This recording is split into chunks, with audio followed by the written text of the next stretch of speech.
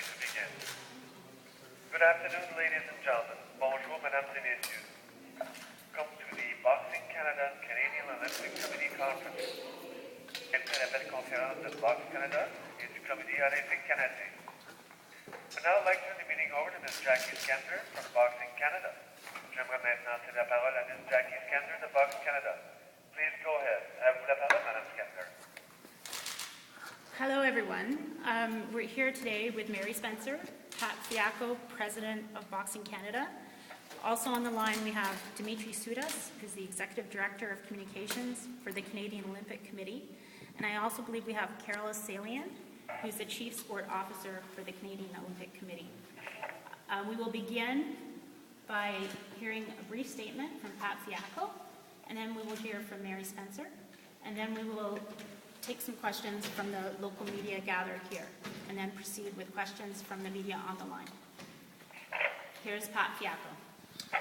Well, good afternoon, everyone, and it is a really good afternoon. As you know, we've been looking forward to this day, and we are absolutely pleased to announce that Mary Spencer from Windsor, representing Canada, has been given the quota spot at the 75 kilogram category, and we are so pleased that the IOC and IABA, the International Boxing Federation, has selected Mary. No question, there's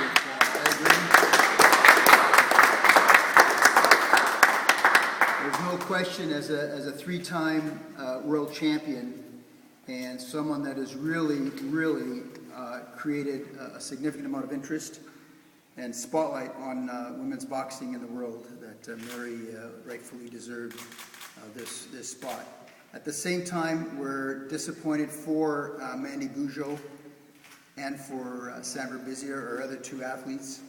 But in sport, these things happen, and we certainly hope that they will continue with their careers, as 2016 is just around the corner. So again, on behalf of Boxing Canada, we want to certainly congratulate Mary and her coach Charlie, and now we'll be getting focused for London even more than we have been before. I'll turn it over now to Mary. Well, I'm almost speechless. Actually, it's a very exciting time for me. Of course, we've been waiting for this news for a while now, so it's very good news to finally have. I'm just looking forward to these next few weeks, getting ready for the Olympics, training with my Olympic teammates Simone Keane and Custio Clayton in preparation for London. I'm very excited to be representing Canada at the London Olympics.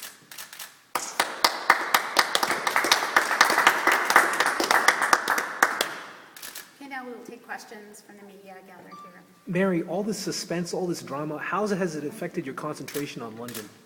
I wouldn't say that it has affected it at all. You know, I've been able to stay focused, and that comes a lot from my coach and the people around me who have been focused and helped me stay on track. And as soon as we got back, the number one thing was getting back in the gym and training for the Olympics. It seemed like it could have been a hard thing to do, but everything came together very well. We've been practicing for this summer, so I haven't lost any concentration at all. How nerve-wracking was the past week and a half? You know what? I had a lot of peace about it. You know,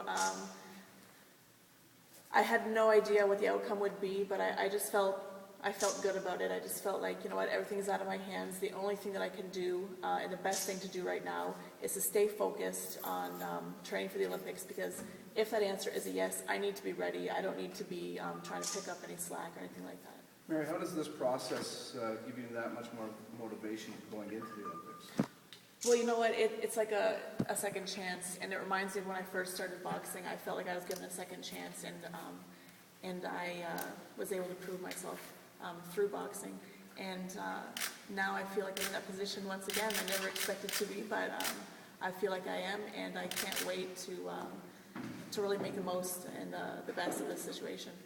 In some ways, does it feel almost like a wake-up call? You had a couple of losses, and now this to deal with. How has it affected you? What do you think you learned from it?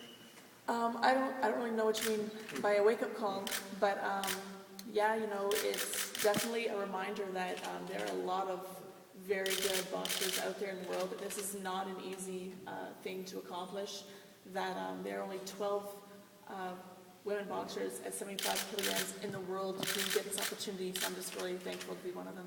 I think you should all be reminded as well that this weekend Mary boxed twice against the German national champion, Friday night in Trois-Rivières and last night in Montreal, and beat her both times. And that's a great way to get ready to start the next 6 weeks. That's what I was going to ask, Mary. How much do events like this past weekend get you ready for the games fighting the German champ? It was very good for me. I needed that. Usually before any big competition, I like to have a warm-up fight. And this last weekend, I was able to have 2 against a very good opponent, so it was really great for what's going to be coming up in the summer. Mary, have you had a chance to review the tape from that bout in China? Have you figured out what went wrong there? You know what, I leave that up to my coaches, and they're able to do that and make any kind of adjustments, and that's definitely their job, not mine. I think we'll take one more question here, and then we're going to go to the phone. Mary, you've been under the media attention now for several months, and this has changed a lot of maybe even your own routine. Has that affected, you know, your preparation? Well, I'm always one to look ahead and make preparations for what's to come. And I mean, years ago I saw this coming. Years ago I made that mental adjustment of you know, getting ready for it. And so it's not anything that's really just come out of nowhere. It's been thought about and pre-planned for sure.